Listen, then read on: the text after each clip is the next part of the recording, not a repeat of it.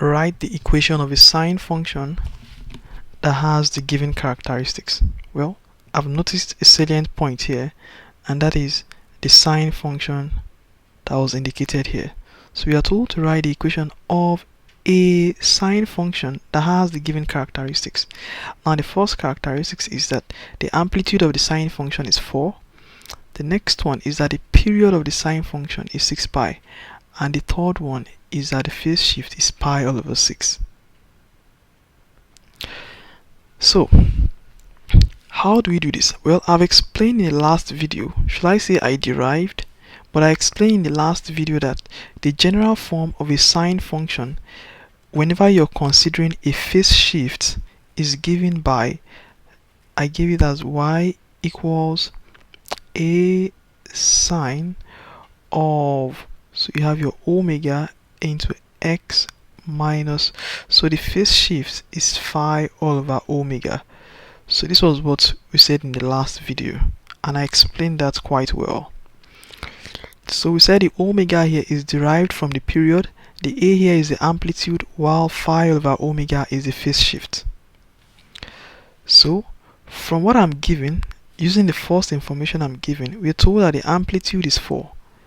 Now the amplitude, like we know, the amplitude, we said the amplitude is the same thing as the absolute value of a, and then this, according to the question, equals 4.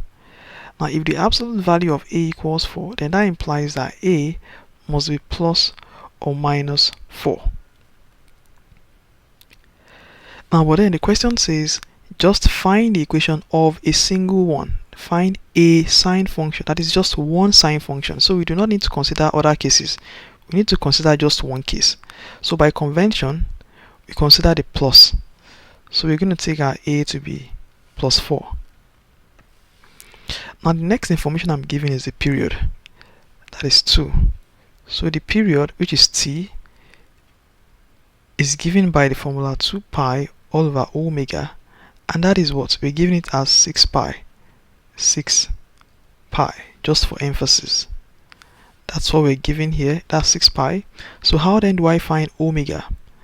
So to find omega here, all you need to do is you cross multiply. So you have 2 pi equals 6 pi times omega. So to find omega, you divide both sides by 6 pi by 6 pi. So this goes off. So you have omega equals 2 pi divided by 6 pi. So this is just going to give you 1 all over 3. And then the last one, which is the phase shift, we are told that the phase shift is pi all over 6. So you recall, like I explained in the last video, that the phase shift is just the extra one you have here, the extra one to the argument, and that is phi all over omega. And the phi all over omega we've been given is pi all over 6. So to now find what they told us to find, or to write down the equation that we're told to find, is going to be, so my a, which is 4, so you have a to be 4 sine of, now my omega is 1 all over 3, that is 1 all over 3 here. So I'm going to write 1 all over 3. That's the next thing. So the next thing is x, so times x and negative. Now phi all over omega, phi all over omega is pi all over 6, so that is pi all over 6, and then we close this. So you can expand this and say y equals 4 sine 1 over 3 times x, that is x all over 3, negative 1 over 3 times pi all over 6 will give you pi all over 18. So this is what you have. So either you leave your answer like this or you leave your answer like this, you're still correct. So this completes the problem.